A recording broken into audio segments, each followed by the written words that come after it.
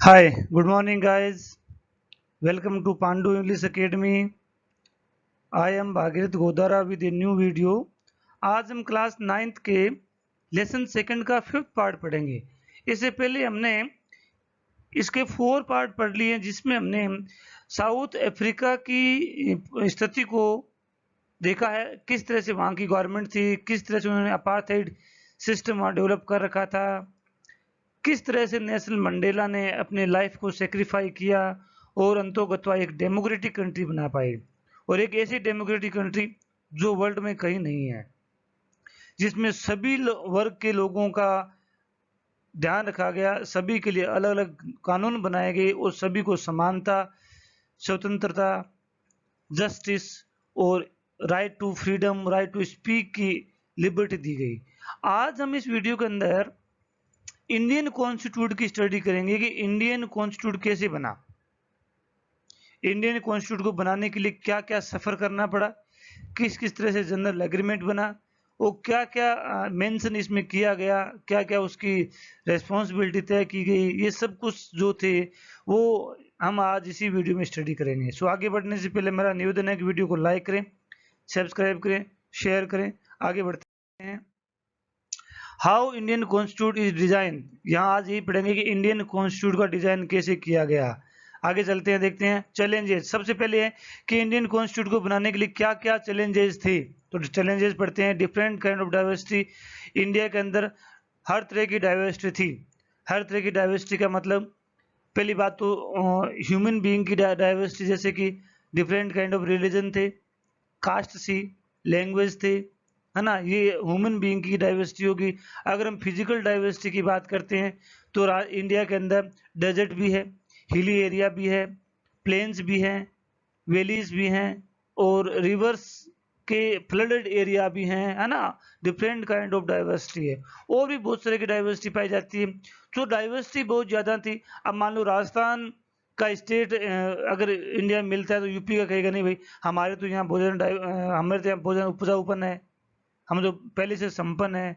तो अगर इंडिया में संपन्न होते हैं तो सबको इक्वल पार्ट्स मिलेंगे, मतलब उनकी जो प्रॉपर्टी है उसका कुछ भाग कंट्री के हिस्से में जाएगा, जो कि सभी राज्यों में डिस्ट्रीब्यूट होगा।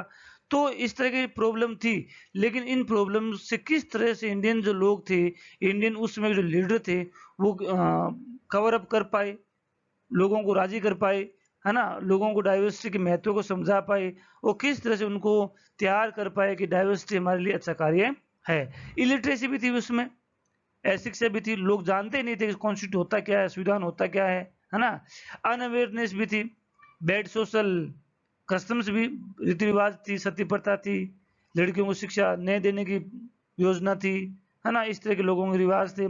बाल विवाह था, बाल मजदूरी थी, ये लोगों की जड़ों में घुसी हुई थी। पार्टीशन बेस्ड ऑन रिलीजन, सबसे बड़ी समस्या थी कि विभाजन भी धर्म के आधार पर हुआ था। तो ये कॉन्स्टिट्यूट के अंदर धर्म के आधार पर विभाजन हुआ, लेकिन फिर भी कुछ सभी धर्मों के लोग यहाँ रह गए, आधे लोग वहाँ चले गए। तो उनके लिए अलग अलग से क्लोज बनाना और सभी लोगों को आश्वस्त करना कि आपके अधिकारों की रक्षा की जाएगी, तो ये बहुत ही कठिन कार्य था।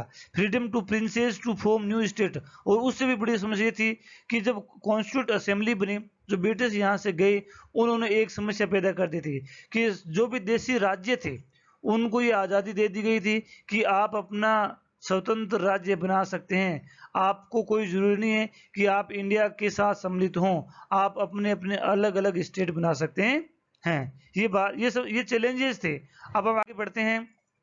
पाथ टू कॉन्स्टिट्यूट, चैलेंजेस थे, इनसे कैसे बूस्ट अप हुए, फिर किस तरह से संविधान बना, ये देखते हैं हम।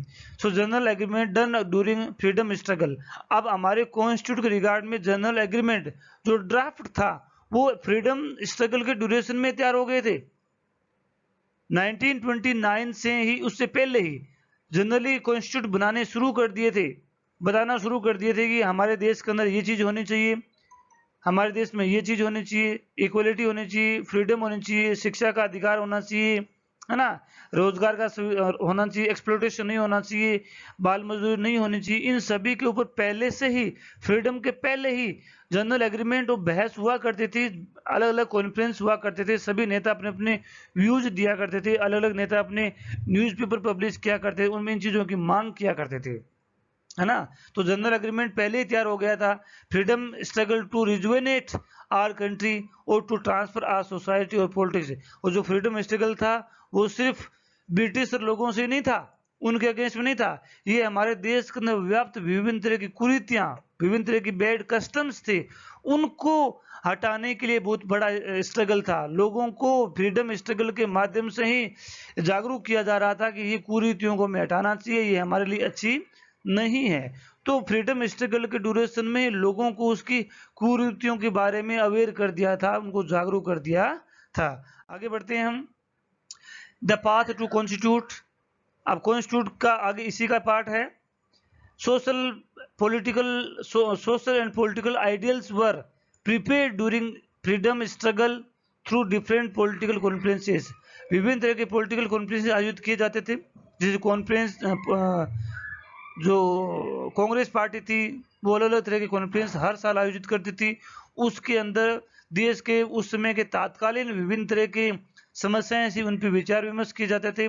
सामाजिक बैड कस्टम्स को रिमूव करने की योजनाएं बनाई जाती थी। लोगों को पॉलिटिकल अवेयरनेस क्रिएट की जाती थी। तो ये सब चीजें विभिन्न तरह के स्ट्रगल, विभिन्न तरह के कॉन्फ्रेंस के माध्यम से लोगों को जागरूक किया जाता था।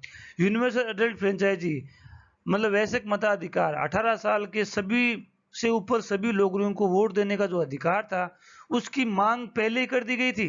अब जो जिस चीज की मांग पहले हो गई और जब कॉन्स्टिट्यूट बनाने का टर्न आया तो हम उसको मुकर नहीं सकते, क्योंकि वहां कॉन्स्टिट्यूट बनाने वाले लोग वही थे जो ये पहले मांग किया करते थे। तो फिर इनकी कोई समस्या नहीं आ रही थी। तो ये यूनिवर्सल एडल्ट फ्रेंचाइजी सबको मिली। Right to freedom, equality, protecting the right of minority in the constitute of independent India. और ये लोगों के साथ प्रॉमिस किया गया कि स्वतंत्र भारत में माइनॉरिटीज के अधिकारों की पूर्ण रक्षा की जाएगी, ऐसा वहां पे कहा गया था। उस समय के जो लीडिंग लीडर थे जो इंडिया को फॉर्म कर सके वो वल्लभ भाई पटेल थे, जो 1875 से 1950 तक इस दुनिया में रहे। गुजरात में उनका जन्म हुआ। Minister of home, information, broadcasting in interim government. Interim government का मतलब है कि देश के आजाद होने से पहले ही एक देश के लोगों की सरकार बन गई थी 1946 के अंदर ही। उसमें ये होम मिनिस्टर हुआ करते थे। Lowest leaders of the Bardoli present satyagraha आंदोलन, बारदोली सत्याग्रह प्रेजेंट मूवमेंट के लीडर रहे। डिप्टी प्राइम मिनिस्टर भी थे। ये उनकी ब्रीफ हिस्ट्री है। आगे बढ़ते हैं। पाथ टू डिजाइन कॉन्स्टिट्यूट, और क्या क्या डिजाइन किया गया आगे देखते हैं। Some basic values were accepted by all leaders. सभी लीडर्स के द्वारा कुछ बेसिक वैल्यूज थी उनको एक्सेप्ट कर लिया गया। फॉर्मेलिटीज, फैमिलियरिटीज विद पॉलिटिकल इंस्टीट्यूशंस का मतलब है कि ब्रिटिश लोग जब रूल किया करते थे तब कुछ लोगों को ब्रिटिश काउंसिल के अंदर निर्वाचित होने का अधिकार था। तो कुछ भारतीय जो लोग थे वो पहले से ही ब्रिटिश लोगों के साथ में इंडिया के एडमिनिस्ट्रेशन में अपना रोल प्ले किया करते थे। तो वो रूल को कैसे बनाने हैं, कैसे एडमिनिस्ट्रेशन चलता है, इसके बारे में काफी इंडियन लोगों को जानकारी पहले से थी। तो जब इंडिया इंडिपेंडेंट हुआ तो इंडियन लोगों को उसको रन करने में ज्यादा कोई प्रॉब्लम नहीं आई। एक्सपीरियंस स्कॉलर थे उस समय। आईसीएस, इंडियन सर्विसेज को टॉप करने वाले इंडियंस बहुत ज्यादा हुआ करते थे, बहुत ज्यादा बड़े बड़े स्कॉलर थे। तो वो जानते थे कि लॉ कैसे बनते हैं। जिसमें बात करूं सुभाष चंद्र बोस की, है ना, और बात करता हूँ जवाहरलाल नेहरू की, वल्लभ भाई पटेल की, अम्बेडकर की और सत्येंद्र नाथ बोस। बहुत सारे ऐसे जो लोग थे जो बहुत बड़े स्कॉलर हुआ करते थे, है ना। एक्सपीरियंस स्कॉलर थे जिन्होंने इंडिया के कॉन्स्टिट्यूट को डिजाइन करने में अपना कंट्रीब्यूशन दिया। Our leader were inspired by the ideals of French revolution. उस समय या उससे पहले जो भी रिवॉल्यूशन वर्ल्ड वाइड हुई थी, जैसे फ्रेंच रिवॉल्यूशन हुई, practice of parliamentary democracy in Britain, Britain के अंदर पार्लियामेंट्री डेमोक्रेसी की प्रैक्टिस हो चुकी थी। ब्रिटेन में पार्लियामेंट्री डेमोक्रेसी इंप्लीमेंट हो चुकी थी, तो उसके अनुभवों को यहाँ देख लिया गया था। तो इसीलिए भारत के अंदर भी पार्लियामेंट्री डेमोक्रेसी डेवलप की गई। And bill of rights in the US, वो अधिकारों का जो बिल था यूएस के अंदर, उसको लोगों ने अनुभव किया कि अधिकार जो होते हैं लोगों को कैसे सुरक्षित रखे जाते हैं। तो कहने की बात यह है कि भारतीय लोग इंडिया के स्वतंत्र होने से पहले भी काफी अनुभव रखते थे। आगे बढ़ते हैं। This is the some personality. This is the some personality. Abdul Kalam Azad, 1882 to 1858 तक सर्वाइवल किया इन्होंने। Born in Saudi Arab, Saudi Arab में इनका जन्म हुआ। ओके, एजुकेशनिस्ट थे, ऑथर थे, थियोलॉजियंस थे, स्कॉलर ऑफ अरबिक थे, अरबिक भाषा के काफी अच्छे जानकार थे। अपोज्ड मुस्लिम सेपरेटिस्ट पॉलिटिक्स थे, हालांकि मुस्लिम होने के बावजूद भी ये पाकिस्तान के पक्ष में नहीं थे, और एजुकेशन मिनिस्टर इनको बनाया गया था। ये इंतरिम गवर्नमेंट के लीडर थे। पाथ टू डिजाइन, आगे और क्या क्या डेवलपमेंट, क्या क्या एग्रीमेंट हुए, ये सब एग्रीमेंट हैं कि कॉन्स्टिट्यूट को डिजाइन करने से पहले पहले इन बातों का पहले से ही डिस्क्रिप्शन हो चुका था, पहले से लोगों की सहमति बन चुकी थी कि जब हमारा कॉन्स्टिट्यूट इंडिया इंडिपेंडेंट हो जाएगी तो इन सब चीजों का ध्यान रखा जाएगा। तो क्या था, socialist revolution in Russia had inspired many Indians to think of shaping a system based on social and economic equality। Russia के अंदर एक सोशलिस्ट रिवॉल्यूशन हुई थी जिसमें सामाजिक और आर्थिक अधिकारों की मांग को खड़ा किया गया, लोगों से डिमांड की गई थी, शासन से डिमांड की गई थी। उन चीजों को भारतीय लोगों ने समझा और उस चीज को भारतीय संविधान में सम्मिलित किया।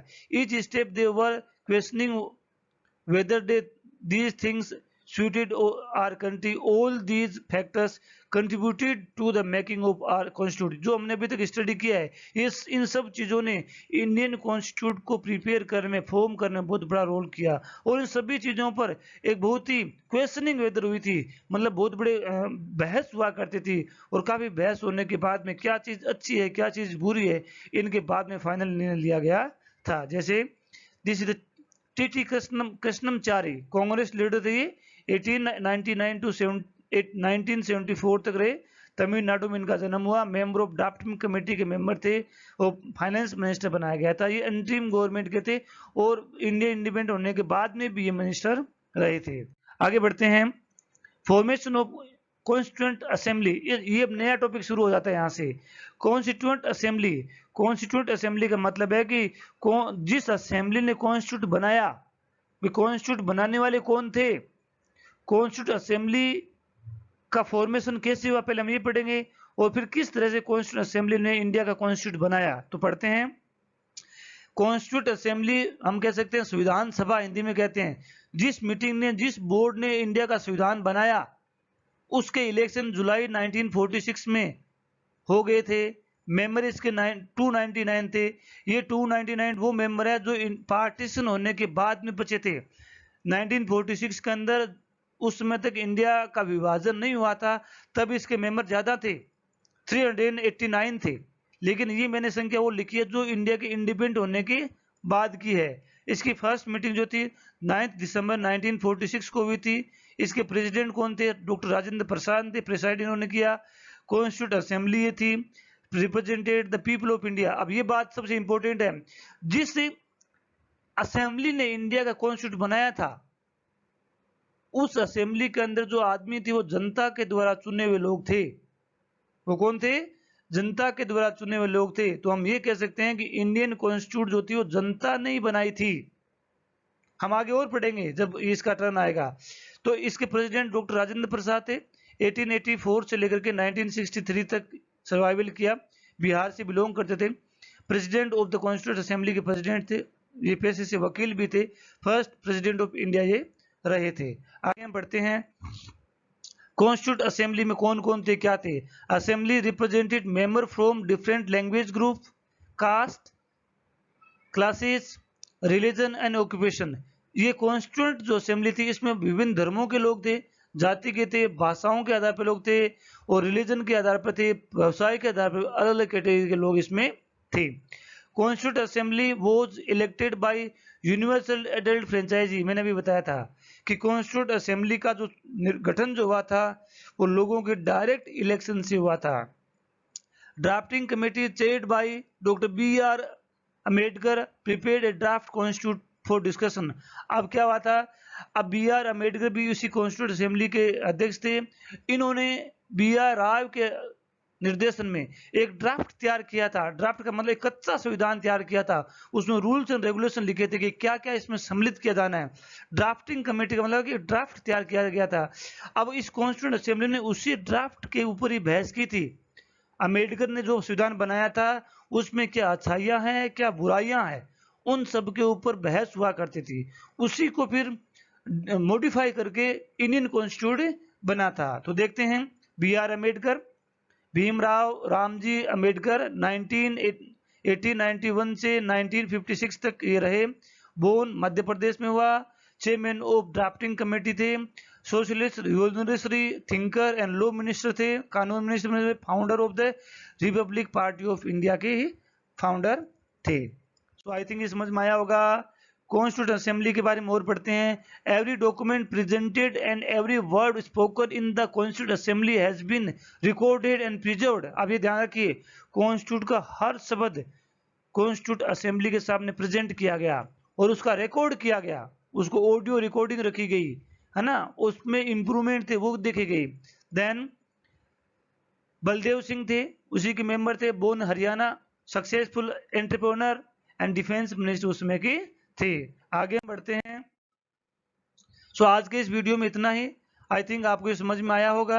अगर वीडियो अच्छा लगा हो तो लाइक करें, सब्सक्राइब करें, शेयर करें। Thanks for watching. Have a nice